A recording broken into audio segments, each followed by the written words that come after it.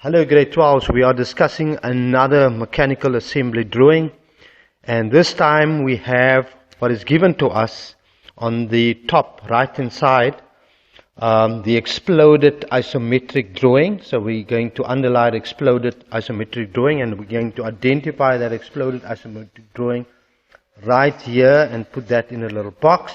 Remember learners, we're going to be looking at each of these specific components in a moment. So now we're going to look at the orthographic views of each of the different parts of the distribution box lock assembly, which is this component over here. And here is the part list, and we're going to examine each one. So we look at the shaft, which is component number 1, and we're going to find the shaft right here. So we're going to put the entire shaft into a little box, like we see there. That being the front view, this being the left view, and that being the right view. These views are all given to you to be able to determine the dimensions. Then we're going to look at the seal, which is component number 2, and we'll find the seal right here, and we're going to box that seal. Then we have a base, and the base has been given to you right here, where we're going to put that massive base into a box, of which this is the front view and that is the right view. Then we're looking at the guide pin, and this is the guide pin that we see over here. We put that guide pin in a box. Remember, front view and right view. Then we have a locking lever, and that locking lever is going to be this component over here, and we'll put that in a box as well, of which that is your front view, seen from this arrow, and that is your right view. We have the washer and the M12 nut. Here we have the nut, and there we have the washer. So the instructions are clear to us that we need to draw on the blank sheet of page 6, and you need to draw to a scale of 2:1. Very important, 2:1. That means you will have to double up all the dimensions that you see here. Keep that in mind, and you will need to draw a 4.1, an entire sectional front view on cutting plane AA. You will find that cutting plane AA is right here in the center of the base, shown in the right view. And that cutting plane will run through all the components that you will see here. Then of course, you need to draw the right view, seen from your right hand side. So after you viewed it from this side, you are going to view that from the right hand side. Keep in mind that only the components which will be visible from the right hand side will be shown in your drawing. That would obviously be the nut, the washer, the locking lever, and of course the main base. The rest of the components will be hidden behind this base part here. And then we continue by saying that all drawings must comply to the guidelines contained in the SANS 10111, and that's very important. It's a standard drawing guideline. And then of course there are some notes. You need to show 3 faces, 1, 2, 3 faces of the nut with the necessary construction, and of course we know how to work that out. You need to show all the necessary construction of the ellipse, very important, because you will see that our base has an ellipse. And you need to show all the necessary construction of the triangle, and that triangle you will see embedded there. Add the cutting plane to AA, to the drawing. You will have to add this cutting plane over here. And of course, finally, no hidden detail is required. Now learners, before we start, we need to identify which are the views that will actually be in your front view, viewed from this arrow. So if we go to the first one, this view is going to be the view that we will see in the front view. That will be your right view. We will highlight this one as the one that we will be able to see from this side as your shaft. This is going to be the view that's going to be seen from the front view with your base.